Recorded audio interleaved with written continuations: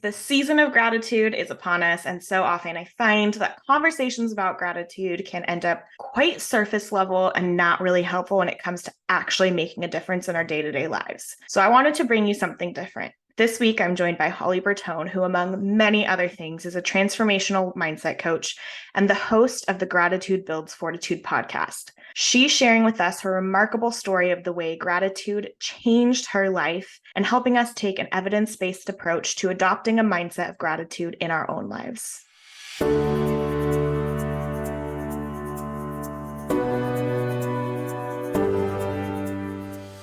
Welcome to the Worthy Mother podcast, where we discuss all things identity, self-compassion, and fulfillment within and beyond motherhood.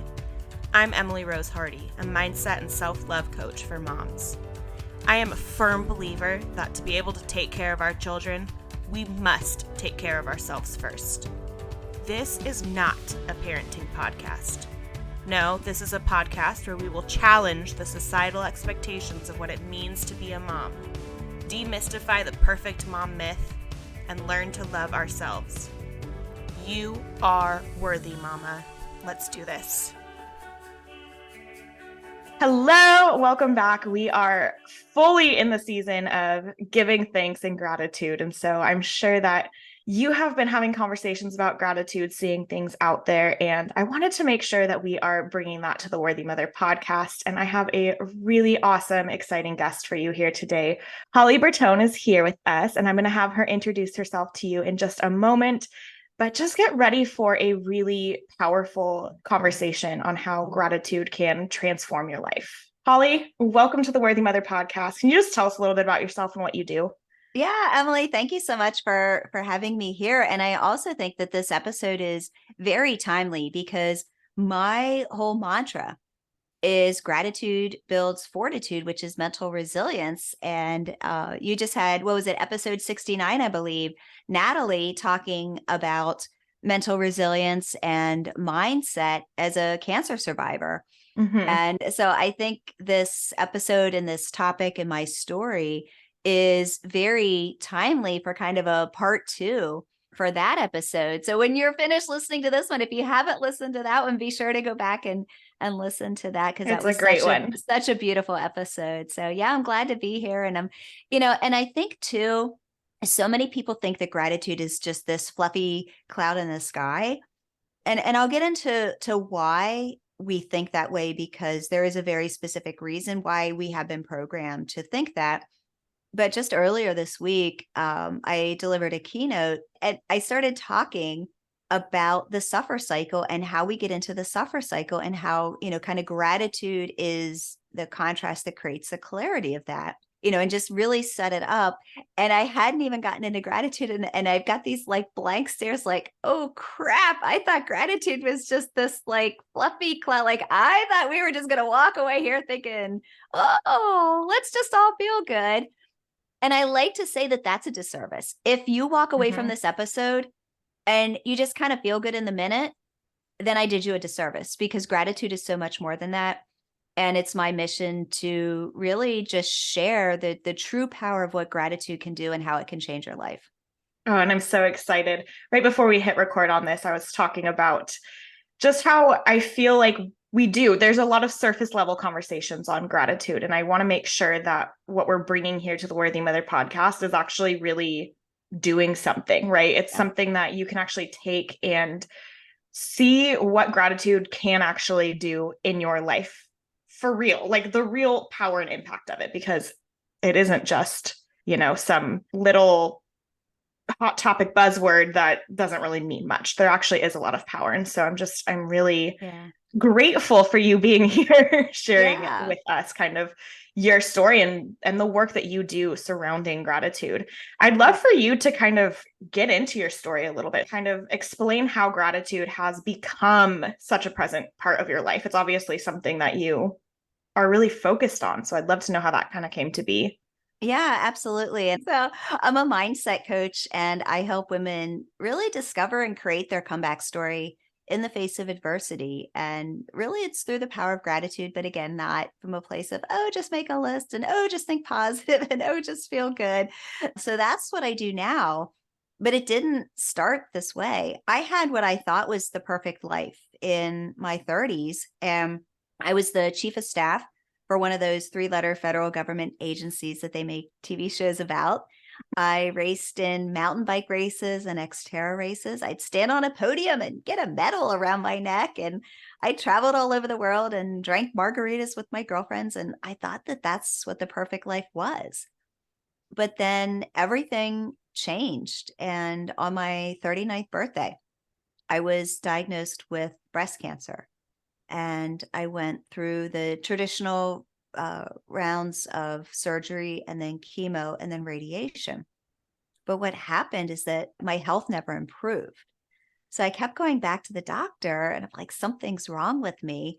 And they're like, oh, it's going to take time. Your body's been through a lot, and I just really got dismissed. And I'm like, yeah, last year I was standing on podiums getting a medal around my neck. And I'm going to support group and these girls are all out racing those, 5K pink ribbon, walks and everything. I'm like, I can't get out of bed. Something's not right.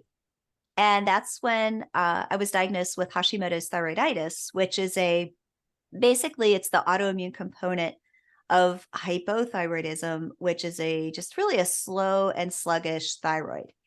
And what came out of that was debilitating chronic fatigue that just got worse and worse and worse and worse over the years. Now, bringing motherhood into this whole thing was we actually got engaged and married right after treatment. And my husband at the time, we've since divorced, but my husband at the time his son was 7 when we got married. So I've actually raised him throughout the years and juggled going through, all of those health challenges, being a stepmother, being a PTA mom, being a wife, and, being the chief of staff of, it's a very prominent management position, and really trying to juggle it all and realizing that I couldn't. And in 2017, my health just came crumbling down to the point where I was all but bedridden. And the organization that I worked for 13 years decided that even though all the FMLA and all the paperwork was approved, they actually rescinded everything and forced me to resign. And that's when everything took a turn for the worse. And I like to joke that I was such an overachiever that I didn't have to hit rock bottom once or twice. It was 3 times. That's what overachievers do. We don't listen the first time. We just keep going and going and pushing and pushing. And yeah, it was rock bottom number 3 that I'm marinating in my own misery. And basically, being so sick that I couldn't function. And my entire identity was wrapped around being sick and not being able to function. And then feeling like a failure. I felt like a failure as a career woman, a failure as a wife, a failure as a mother, because I couldn't function. And at some point, I just decided this is not a good way to live. This is not acceptable. And that's when I decided to take radical responsibility for my health and for my life. And, as they say, when the student is ready, the teacher appears. And within a month, I had 2 amazing humans, amazing individuals who came into my life to really help me on this journey, basically to heal myself. And that's when all of the things with gratitude came into play, and the mindset and the emotions, and realizing that the emotions and the physical are so connected. And really, I like to think gratitude is at the core of it all. You can pull any mindset modality into what I teach in my methodology. My preferred vehicle is gratitude. And really, I think it's the best way to create your comeback story when you are in the middle of adversity. Yeah, wow. It's the power of that story and just the overcoming. Something that's coming forward for me is like the feeling of hopelessness, and how gratitude can really be the answer to that. Not the fix all, right? It's not like it just changes everything in the way that it like, snap your fingers, everything's better. Yeah. But it can bring you from this place of just feeling hopeless and feeling like there's, things are miserable and it's never going to get better. And when you're able to kind of shift that, the transformation that can come from that. And your story is such a beautiful illustration of that. Oh, thank you. Yeah. Before we get too far into talking about like the practice of gratitude and things like that, I want to really quickly ask more about gratitude as a science-based practice, because I know, kind of as we've said already, it can be kind of seen as this kind of woo thing that may not feel important to some people, right? It's like, yeah, I could put time into that, but is it really going to do anything? So I would love to kind of hear from you about whether gratitude, like what is the science backing gratitude, and what are some of the benefits that you've come across in the practice of gratitude? Yeah, absolutely. I mean, there's thousands and thousands of studies out there that, the science proves that gratitude can, if you practice gratitude regularly, you exercise more, you have, I think, 7 years longer life, fewer stress related illnesses, your lower blood pressure. I mean, decreasing all of the anxiety and depression and increasing happiness and all of these, studies. But again, I would do you a disservice because you're like, okay, yeah, right? Like, gratitude has scientific studies. So, how I like to share this is when you think about something negative that happens, and it could be a big thing, a small thing, or lots of small things within a big thing. And what happens is this is what I call the suffer cycle. Mm-hmm. And we think about it nonstop. It's just human nature, and we ruminate, and we replay it over and over again. We call our best friend, and we kind of give a sequence of events. We hang up it, but we don't feel better. We think telling our best friend is going to make us feel better, but we don't. So we pick up the phone, we dial best friend number 2, same, almost verbatim. We tell that story verbatim, the sequence of events. We pick up another phone, or the phone, dial another friend. We go home and we tell our spouse. We go to work, we tell our colleagues. And telling the story over and over again, it doesn't make us feel better. But what it does is the neurons in our brain that fire together, wire together, and it creates this thread, and it just becomes thicker and thicker. The more, it's the last thing we think about before we go to bed at night, and the first thing we think about when we wake up in the morning. And then what happens is, if we don't address it, it grows. And these stress responses, I don't have time to get into all the science of this, but these stress responses become basically, what we understand as fight, flight, freeze, or fawn. So then, and this grows over time as well. Things like becoming more triggered, or having these like more angry outbursts, or even just the opposite and going right to the silent treatment. Things like becoming a perfectionist, wanting to control everything, using excess amounts of work, food, alcohol, exercise, even hobbies and shopping as a way to numb the feelings, fidgeting, biting nails, like becoming a people pleaser, trying to just do right by everyone else and neglecting your own needs, scrolling endlessly on social media. These are different responses of that fight, flight, freeze, or fawn. And then again, the neurons in our brain that fire together, wire together. And this is just builds over time. This isn't a day or a week. This is months and years. And it's gradual, and we don't even know it's happening. And then what happens is that if this gets to the excess, it can form a disease state in your body. And what happens is, like, you toss and turn at night and you can't sleep, and you call it my insomnia. And then what happens is, when you take ownership of it, it owns you. And when you say, I didn't sleep last night because of my insomnia, that insomnia now dictates the kind of day that you're going to have. So you could say, my anxiety, my depression, my, fibromyalgia, my cancer, my chronic fatigue, my autoimmune, all of these things. And when you claim it, and it owns you, and it becomes your identity, right? For me, it was, I am a sick person. I am a failure. And every single day, When I woke up, that was the identity I was waking up into. And that was what dictated the kind of day that I had, was being that sick person and being that failure. And this is where gratitude comes in to reverse that cycle. Because what happens is that gratitude, and we can get into the practice here in a few minutes, it brings what I call the happy hormone squad, your oxytocin, your dopamine, your serotonin, your endorphins.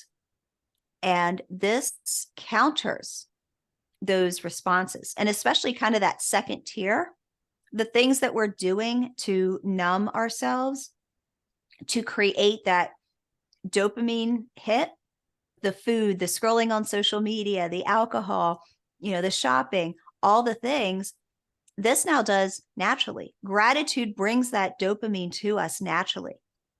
And we wake up, our brain has regulated itself and our body feels peace. When we look to things like food, alcohol, shopping, exercise, we're never going to have that regulation and we're never going to have that peace. And I'm talking excess. I'm not talking, the normal everyday. I'm talking when we use it as an excess and we use it to numb to numb what's going on. But with gratitude has the ability to do this naturally with the happy hormone squad. So when you understand it from that perspective, and that's why I say it sounds a little extreme and it sounds a little harsh the way that I explain it. But if I was just, gratitude is, fluffy clouds in the sky and you're going to feel good and make a list, I'm doing you a disservice if I show up in that space. So this is the contrast that creates the clarity of what gratitude can actually do and how it can actually reverse that cycle. But again, it's not a light switch. It's not like it's going to happen overnight. It's over time and it's gradual that the neurons in our brain that fire together wire together. And all of a sudden, this thread just becomes less with the bad stuff and greater with the good stuff. And then we wake up and guess what dictates our day? Love, happiness, joy, gratitude, laughter, inner peace. When you wake up in that state, you will win at anything at life. And it doesn't matter what kind of day you're having. It doesn't matter what kind of adversity is coming your way. When you wake up with that level of inner peace and inner happiness, girl, you've got it. You've got it. I love it. And I've never actually heard it laid out so succinctly, as in gratitude brings you the same happy hormones, right? That a lot of times we're trying to bring about through these unhealthy patterns, right? When we're doing these things regularly, have an addiction to shopping or alcohol, or are like leaning on these things as a way to become happy in the moment, that we know that that's not healthy. That's something that we've all learned, right? Oh, yeah. These coping behaviors. And to see it laid out so clearly as like, it's a way to do that without engaging in those behaviors, right? It's a way to bring about the same, what's the word I'm looking for? I guess the same hormones and the same, like the same exact impact, right? Of course, it's different. You may not have the quick fix right there, but it's going to be more sustainable. And it really is the same answer, just in a more sustainable way. So that really is powerful. And I love the way you broke that down. I think it really legitimizes what gratitude can do. It makes so much sense. It's almost this obvious, like, oh yeah, but I've never really heard it laid out like that. Oh, thank you. And I want to make sure too, like, this is not from a place of judgment or anything like that. Like, this is human nature. This is how we are wired. Right. And I mean, even to this day, I have a bad day and, I'll make myself some popcorn, which is like comfort food, which, with an autoimmune and grains and not always the best for me to eat, but it's just the way that we do things. It's just how our body naturally responds. And it's completely natural. It's how our brain is wired. So this is not from a place of judgment. This is not from a place of, preaching or I'm better than you, because I still do it too. Like, even, having all of the gratitude, the bad days still happen. And I think also it's important to note that what gratitude also helps, especially through those times of adversity, is when something happens and we go deep into that sadness or depression or woe is me, it's natural. It is very natural. Gratitude helps to minimize that depth, so it's not as deep. The event is still there. The feelings are still there. The feelings are still very real. This isn't about erasing the feelings or pretending they're not there or just stay positive. The feelings are still very real and need to be expressed. But this is gratitude helps to make those depths not as deep. And each time that bad situation happens, that deepness becomes more shallow. And also, when these things happen, it could be days, weeks, months, years that we feel it. But what gratitude also brings is it shortens that wideness of Mm-hmm. how long we're in it as well.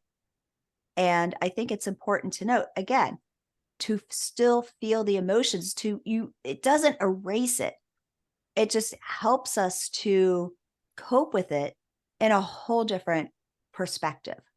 And also with that inner stillness, with a better head on our shoulders, when we're in that state, that fight, flight, freeze, or fawn, our amygdala also hijacks our brain's decision-making capabilities.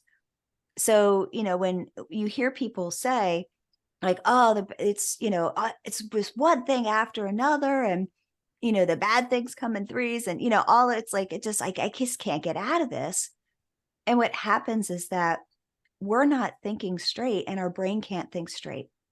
And what gratitude does is help to take us out of that cycle so that we can view the situation from a state of solution and Mm-hmm. not from a state of problem.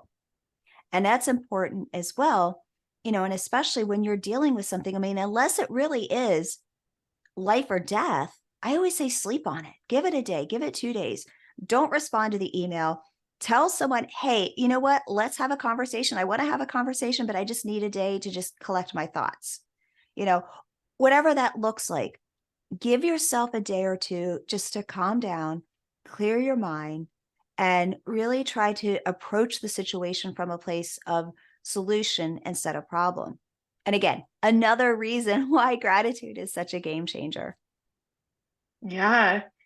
I love seeing gratitude and talking about gratitude as this tool and way of being that does not negate the hard things. And that's something that I'm really passionate about. I call it toxic gratitude. A lot of Yes. times in motherhood, Yes. this comes about where it's like something's really hard and we feel the need to, spew all the things we're grateful for as we're talking about something we're struggling with. And that really can be harmful to us if we're, acting like we shouldn't be having those feelings and trying to like shove it down. And so I just appreciate the way you've explained that, as it's really a way to see the solutions, look for the good. I don't want to necessarily say good because it's such a value, but it's like looking for the solutions that we can see and then being able to make a clear decision based on that, instead of kind of ending up in the suffer cycle and the self-fulfilling prophecies of everything's bad and we can't see the good. So how could we choose something different if we Right. can't see that? Yeah. It's really a helpful way to look at it. We tend to kind of talk about gratitude in these ways of it feeling a little bit abstract. And then sometimes when we get into conversations of how to practice gratitude, it can seem really shallow. And I'm wondering if you have any advice or ways of kind of putting this into action, what the practice of gratitude can look like to really have an impact in someone's life. Yeah, this is a really good question, Emily. Thanks for asking. And I want to kind of approach this in a couple of different ways. Number one, we are programmed. We are literally programmed that it's a list of 3 things. That gratitude is a list of 3 things, or Mm-hmm. it's saying thank you, or we're getting ready to celebrate American Thanksgiving. We're going to, go around the table and everyone's going to be, thankful, grateful, blessed. And, and then they're like, oh, we'll make a list of 3 things. And you make the same list over and over again, my house, my spouse, my kid, my dog. And I can't think of anything else. Right. And then you just kind of give up. But what happens is that, the experts out there, and they're well-meaning, and, they'll write an article about how to overcome XYZ. It could be a million different things. And in that article, somewhere in the article is a sub headline, and it says practice gratitude. And it's bolded because it's important. And underneath it says make a list or journal or whatever. And it's about 2 sentences. And that's it. And that's it. That's all that we're given. That's all. So that's how we've been programmed. So how are we supposed to know what gratitude is, and the fact that it gets programmed to us, that it is an action, that it is something that we do? And I want to frame it. So I want to frame it, and then I can get into kind of, if you want to, after I frame it, we can get into kind of more of the tactical and what does this Yeah. mean for me. But I like to think about like a bear is chasing you. And you have 2 parts. Well, you have a ton of different parts in your brain. For this example, you have 2 parts of your brain. And I want you to think about this like gratitude. So a bear is chasing you. And you have one part of your brain that's your primitive, your kind of reptilian part of your brain that's based in your identity. And it's almost like it's the subconscious, and you just do things automatically and naturally. So if a bear is chasing you, this part of the brain, just, you don't even stop and think. This part of the brain's like run far, run fast, run, run, run, run, run. And that's all this part of the brain is doing, is just getting you to safety. Well, you've got another part of the brain that's your prefrontal cortex, and that's your logical part of the brain. So if this was in charge when the bear is chasing you, this part of the brain would be like, oh, you know what? We should probably make a SMART goal. SMART goals are really good. They're very in vogue right now. So specific. Okay, well, there's a bear chasing us. We need to run to safety. Measurable. Oh, we should probably run about half a mile. And then, oh, you know what? We should make a list of pros and cons, why it's good or bad to run from the bear and which direction we should go. And then we decide to procrastinate, because like, you know what? I should go out and buy some shoes, but maybe I'll just get them tomorrow. And tomorrow's Thursday. So you know what? It makes no sense to start running from the bear on Friday. I'm just going to run from the bear on Monday, right? This is our logical part of the brain. And if this logical part of the brain was the brain that was working when we're trying to run from the bear, we'd already be dead and eaten. So and it serves its purpose, but from a place of gratitude, it's programmed that it's a doing, that it's an action. And it's from the logical part of our brain. And that's where we compartmentalize that gratitude should be. And that's why, like, oh, well, it doesn't work. Well, it's because all of the other stuff is still there. But when we can make gratitude, instead of it being an action and something that we do, when we can make it a part of our being, when we can make it a part of our subconscious, that it's that natural response, that it actually becomes who we are, that it's not an action, it's not a doing, it's not a being, it is who we are. And it is that natural response that it doesn't matter what happens, good, bad, or otherwise. The gratitude is always there in our subconscious, running the show in the background. And again, bringing the happy hormone squad along with it. And that, I think, is really the core differential between what the experts kind of say, and again, well-meaning, they just, in 2 sentences, you don't have time to get into all of this. And really how we're programmed, and how I think we should rethink how we view gratitude. And when you can meet gratitude where it's at, and let gratitude meet you where you're at, meaning it's easy to be grateful when the times are good, but when the times are bad, it is really hard to be grateful. But when you can let it in, and let it in naturally, and let it become a part of you, then it starts to show up naturally and from the subconscious and from a place of identity that, yes, I am now showing up. I'm happier. I'm more joyful. I've got more love in my heart. I've got more inner peace. And that is the huge core difference of how we practice gratitude. Yeah, that really, you're saying that, like, that is, the conversation does tend to be around the doing. And that makes so much sense, that it's like, it really is the kind of embodying of gratitude that we actually have to be aiming for. to allow it to have an impact. You said something about compartmentalizing the gratitude. And I think that is absolutely something I see and something I've experienced. Just, it's something you may want to work on, but when you're working on it in these kind of more traditional ways that we think of practicing gratitude, it can be like it really does kind of compartmentalize without even trying to. It's Yeah. just like part of the practice rather than part of how you're living your life. Do you have any tips for kind of embracing it and embodying it, things that people can do? Because we have to kind of start somewhere, right? If we Right. want to get to that place. Do you have any advice for making that happen? Yeah, 100%. And this is the natural next segue is, okay, you're like, okay, I get it, but what am I supposed to do? And how is it supposed to not be a list? Like, what am I supposed to do? So I'm glad you asked that.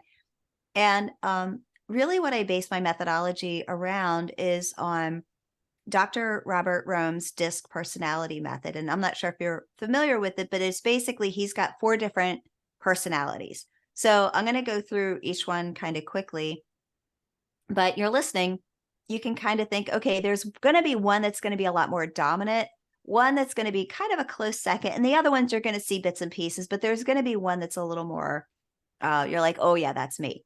So the first one is the doers, the drivers, the lead, follow, and get out of my way. It's not good unless it's successful. And I like to call you the attitude of gratitude. And the common theme across all of them is to feel it, right? To feel it first, to feel it in your heart. But for you, for the attitude of gratitude, your main driver is competition. You're a competitive person. So for you, be competitive with how you feel about gratitude. So think about, waking up. Am I more grateful today than I was yesterday? Or how can I be more grateful today than I was yesterday? Personality number 2 is the extrovert, the life of the party.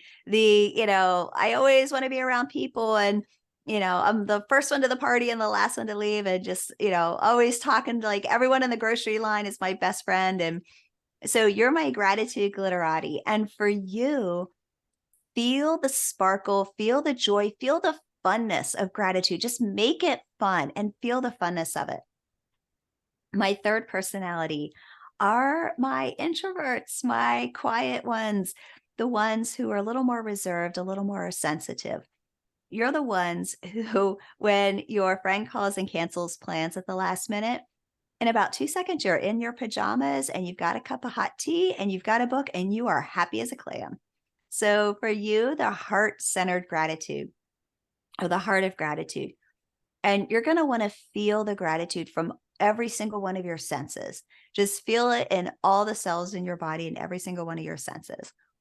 And then finally, the 25% who actually enjoy making lists, the list makers, the analytical, the ones who thrive on routine. You're the ones, your spice rack is in ABC order. And woe be it to the person that takes one out and doesn't put it back exactly where it goes with the label exactly lined up with all the other ones. So you are the gratitude list maker, but don't do it from a place of just making a list. Like, actually analyze it. Feel the gratitude, but make it on a scale of 1 to 10 or a scale of 1 to 5, and track it over time. Analyze it. What was I doing that I was not grateful, or that I was grateful? And for you to actually feel it from that perspective. And I actually have a quiz. It's pinkfortitude.com/quiz. And you can, take the quiz. It's like a minute or 2 minutes or whatever, and find out your gratitude personality. And there's resources on, each of the pages that are specific to your personality. But what I like to do is, it's like I said, to meet gratitude where gratitude is at, and let gratitude meet you where you're at. We're all different. So, for someone who is a lot more quiet and introverted, your approach to gratitude is going to be a lot different than someone who's like the lead, follow, get out of my way kind of person is going to approach gratitude a lot differently. And I think that's a great place to start, is really with your just natural personality, to embrace gratitude as a part of your being. Yeah, the word that's coming to me is being intentional. It's like just really in whatever of those ways you are doing it, whatever way fits with who you are, it's bringing the awareness very intentionally to the gratitude and letting that be the way that it kind of envelops you and, transforms the way you show up day after day. I think that's really powerful, and it's like manageable. It's Yeah. something that we all can do. It's something that we can all take the time to tune into that. And the more that we tune into it, the more it just becomes kind of the underlying way of being, which is the goal, right? The goal is to kind of live from this place of gratitude. And I think the important thing to note too is that not just for our own, but with our kids too. Mm-hmm. Our Yeah. kids all have these different personalities. For the attitude of the gratitude and the gratitude glitterati, for those two, put them in charge of gratitude at the dinner table. You don't even have to come up with anything. Just say, you're in charge of gratitude at the dinner table, and they will be creative and they will come up with it based on their personality. And they're going to make a game. They're going to make a thing. They're going to do a something, and everyone else is going to have to follow along. For the heart of gratitude and for the gratitude list maker kids, you're going to be more, like you said, the more intentional. This is going to be more of like the quieter time, the bedtime, before bed, to kind of talk about gratitude, feel gratitude. Are you more grateful, or, where do you go? And really think of it from that perspective, to help your kids understand that it isn't just a list of 3 things, that it's something Mm-hmm. that you feel, but then also in a way that aligns with their natural personality as well. I love that. That is some really great, tangible, like ways we can incorporate this with our families and pass on the gift of gratitude to our kids and really teach them the impactful way to kind of Yeah. live by gratitude. This has been a lot of really great like ways of thinking about gratitude and some tips and things that we can all take. I'm wondering, focusing more on your life, when did you realize that embracing gratitude had permanently changed the way you were showing up? When I was at that place of rock bottom, my mother had this life mantra that I heard every day of my life growing up, and she always said, "It builds fortitude, it builds fortitude." And I always thought it meant like going through the tough times, and it's like this Mm-hmm. mental resilience, and, oh, I'm staying strong and I'm just pushing through it. And as I really started to reflect on that, I was like, well, what is the it that she keeps talking about? And realizing that the it that she was referring to was her grateful heart, was how she showed up every single day with so much love in her heart, regardless of the situation that was going on. And for me, that's what really cracked the code. Was I was like, it's the gratitude that builds the fortitude. Hence why I have a podcast named after it. I've got it trademarked. Like, it's my entire being that I get to now share her life legacy with the world. And that was really just during that time of, saying no more, but not knowing how to get out of it, and really kind of coming to that place, which then opened the doors to studying the brain science, the psychoneuroimmunology, the neuroplasticity. I am not a brain scientist. I'm a person who just likes to put the puzzle pieces together and tell stories, So, but to learn all of that and then to be able to translate what the power of gratitude can do for you in a very just real and natural way. It's just has been such a huge gift with, the speaking that I do, the coaching that I do, and on the podcast as well, is just bringing the humanness of gratitude to Mm-hmm. everyone and being able to tell stories and just make it come alive. But like, I got chills when you said that. It really is pretty incredible how it kind of clicked, right? It was like, wait, this is it. This is the thing behind building fortitude. It's this gratitude. It is showing up with this appreciation and love. Yeah. That's really powerful. Have there been challenging moments in your life where it was put to the test, this mindset of gratitude? Oh yeah, and then some. Actually last year this time, my marriage hit thermonuclear devastation, and we said kind of final version final. So we separated, ended up, I mean, it, took a few months for the divorce to be finalized, but we separated and I moved right before Christmas last year. And it really was a time for me to, not just practice what I preach, but to put everything that I've learned and everything that I show up as a coach, as a podcaster, like this is what I share with everyone. And really to just not even like, I didn't even have to force it. It just was a part of Mhm. who I was during the process. We actually were able to create a no conflict divorce. I mean, yeah, it was a divorce. There was grief. There was, sorrow. There was the separation. It was just, all the feelings were there.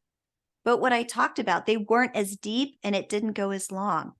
And, I see so many divorces out there where there's a lot of resentment and there's a lot of, I gave all these years to you and you ruined my life. And, and this like trying to just nickel and dime every single cent in the, separation with the money and stuff, and just really ugly places, that both parties show up in.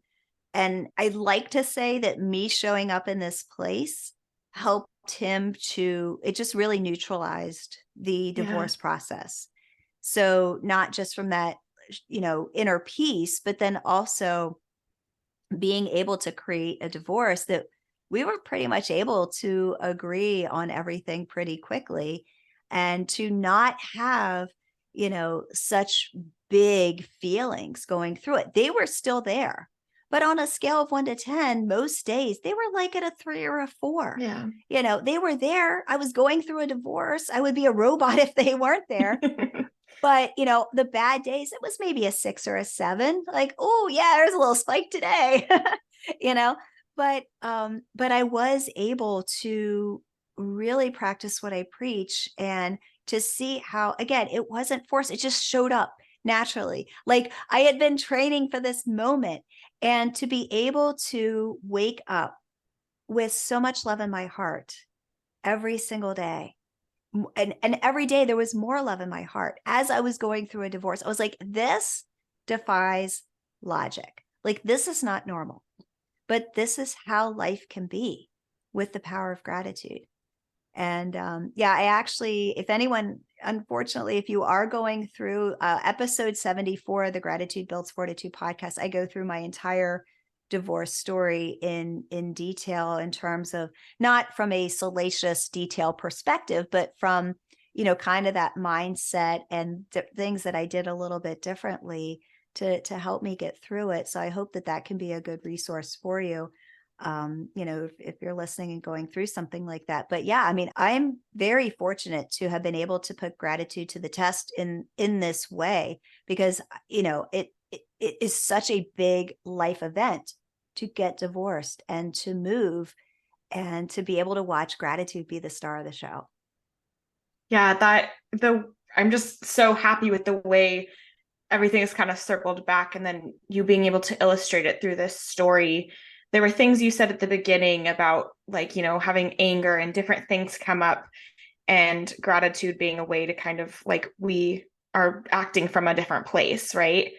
And it's so clear that in that story, it doesn't take everything away. It's not diffusing these really hard feelings from a place of apathy, but it just changes things. It changes your mindset going into a situation. And in a divorce, there is a lot of opportunity for that kind of, like, I don't even want to say woe is me. There's a lot of hard things that happen. And so it's like, yes, it is very hard, but being able to approach it from a place of gratitude for what was, for what is, like, whatever that means to you as an individual, and for any challenging situation someone's in where you can't necessarily change what's happening, but you're just showing up in a way that is better for everybody and better Yeah. for you, right? I mean, I Yeah. think that's so much of what we talk about on the Worthy Mother podcast is how we can like do the things for us as individuals and create just better lives for ourselves, lives that feel better.